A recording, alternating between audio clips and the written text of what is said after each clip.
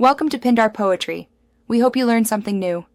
In this video, I will show how to play Cod Warzone Mobile on Android Easy method.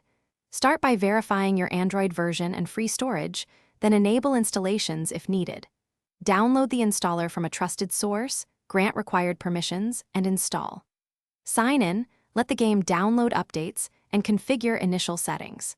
Finally, test basic controls and connection quality before jumping into a match for Let's tune controls and settings for smooth gameplay on Android. Open Settings, choose a control layout you like, and place buttons where your thumbs reach naturally. Lower graphic presets if your device struggles, and tweak sensitivity so aiming feels consistent during movement. Enable gyroscope only if you can use it comfortably. Save a preset once you find a sweet spot to keep consistent performance across sessions. Small changes can boost performance significantly on mobile. Close unused apps and disable heavy sync services before launching the game, and connect to a reliable Wi-Fi network to minimize lag. Lower texture and shadow detail if you notice stutter, and consider a lightweight launcher for extra RAM. Keep device software updated, clear game cache if stalls occur, and test settings in a practice match to confirm smooth play.